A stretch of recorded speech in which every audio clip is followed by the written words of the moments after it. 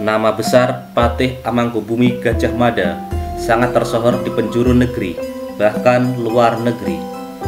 Namun, cerita tentang perjalanan hidup Mahapatih Majapahit tersebut masih terdapat banyak versi dan cerita. Secara fakta, cerita Gajah Mada bisa kita temui di Nagara Kertagama.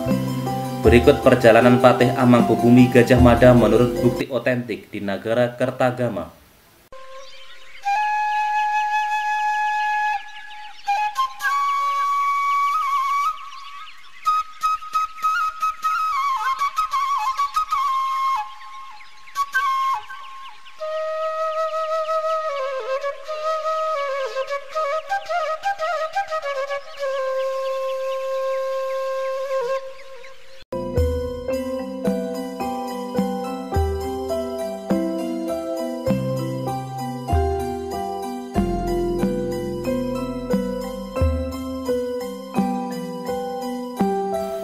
Pupuh 12. Di timur laut, rumah Patih Wilwatikta bernama Gajah Mada, menteri wira, bijaksana, serta bakti kepada negara, fasih bicara, teguh, tangkas, tenang, cerdas, cerdik, lagi jujur.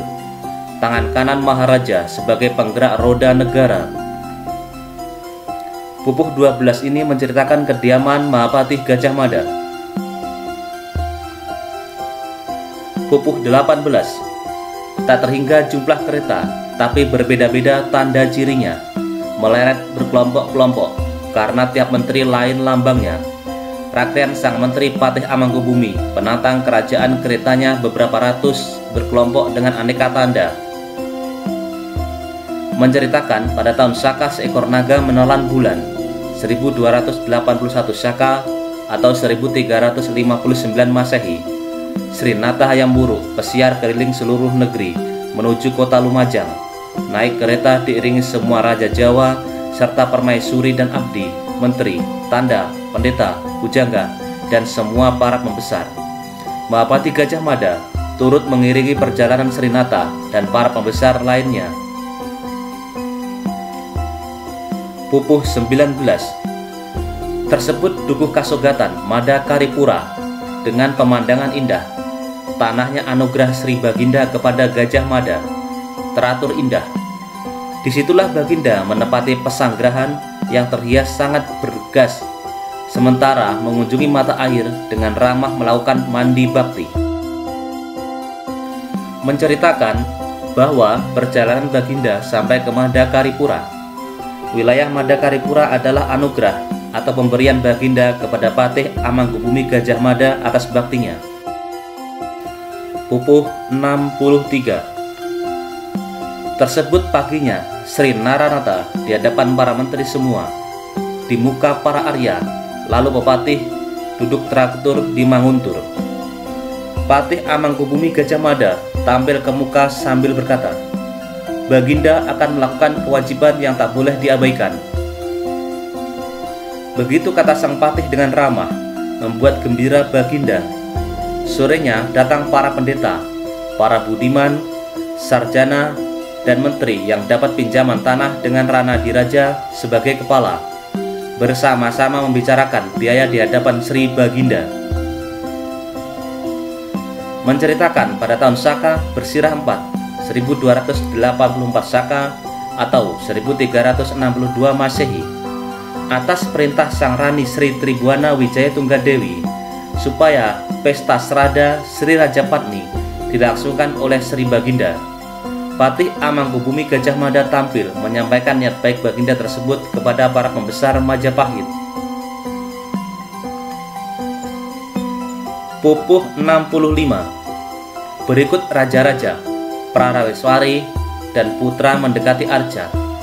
Lalu Patih dipimpin Gajah Mada maju ke muka berdatangkan sembah. Para bupati, pesisir, dan pembesar daerah dari 4 penjuru. Habis berbakti sembah, kembali mereka semua duduk rapi teratur.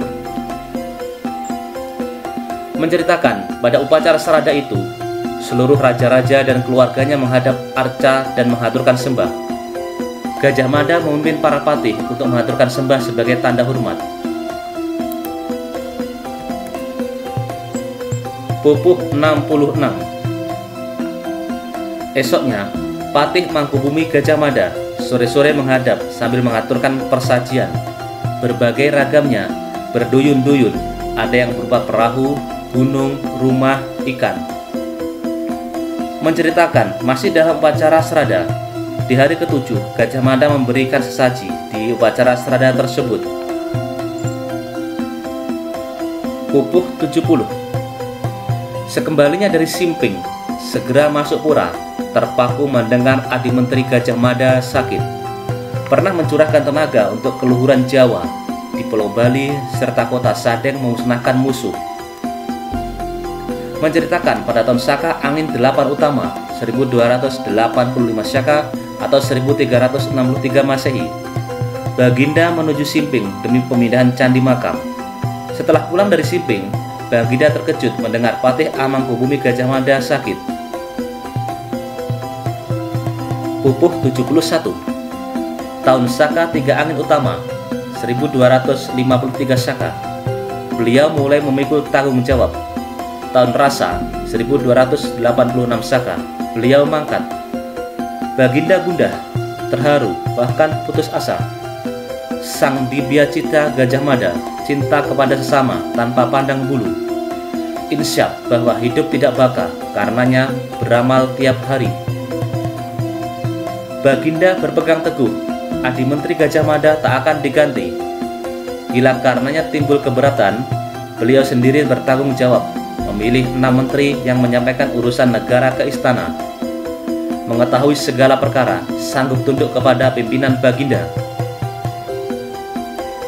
Menceritakan bahwa Gajah Mada diangkat menjadi patih tahun 1253 Saka atau 1331 Masehi dan wafat pada tahun 1286 Saka atau 1364 Masehi. Baginda sangat kehilangan dan menangisi kematian Gajah Mada. Pada saat itu, Baginda tidak akan mencari pengganti Gajah Mada. Hingga 3 tahun jabatan Patih Mangkubumi menjadi kosong. Itulah fakta-fakta tentang Patih Mangkubumi Gajah Mada yang tertulis di Nagara Kertagama.